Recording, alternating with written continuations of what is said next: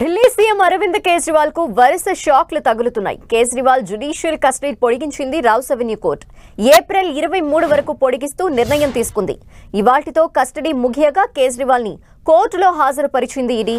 కేజ్రీవాల్ బయటకొస్తే సాక్ష్యాలు తారుమారు చేస్తారని తెలిపింది. దీనివల్ల కేసు దర్యాప్తుపై ప్రభావం పడుతుందన్నారు. లిక్కర్ స్కామ్ లో కేజ్రీవాల్ కింగ్ పిన్ అని కస్టడీ పొడిగించాలని కోరింది. వాదనలు విన్న న్యాయస్థానం కస్టడీ పొడిగించింది. ఇప్పటికే 14 రోజులుగా కేజ్రీవాల్ తీహార్ జైల్లో ఉన్నారు.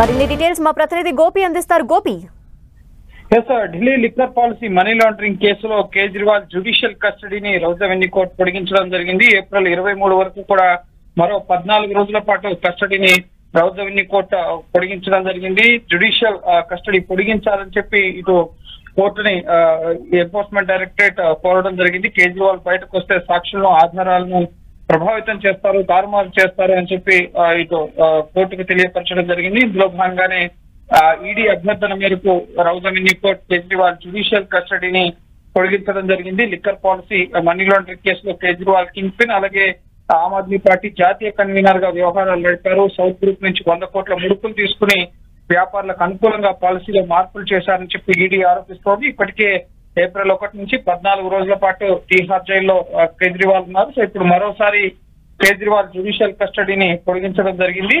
సో మరోపక్క సుప్రీంకోర్టును కూడా కేజ్రీవాల్ ఆశ్రయించడం జరిగింది. Delhi liquor policy money laundering కేసులో ఈడీ అరెస్ట్, అలాగే హైకోర్టు తీర్పును సవాల్ చేస్తూ సుప్రీంకోర్టును కూడా ఆశ్రయించడం జరిగింది. ఈ సుప్రీంకోర్టులో కేజ్రీవాల్ అరెస్ట్, అలాగే కేజ్రీవాల్ అరెస్ట్ చట్ట విరుద్ధం, నిబంధనలకు విరుద్ధంగా జరిగిందన్న పిటిషన్ సంబంధించిన విచారణను ఏప్రిల్ 29వ తేదీకి సుప్రీంకోర్టు వాయిదా వేయడం జరిగింది. ఈ కేసులో ఈడీకి సుప్రీంకోర్టు నోటీసులు కూడా ఇవ్వడం జరిగింది.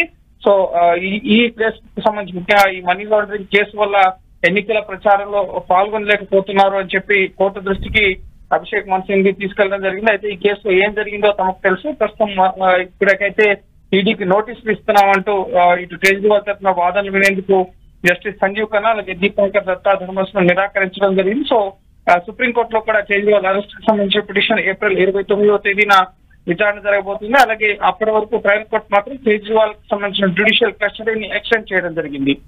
Okay Gopi, thank you.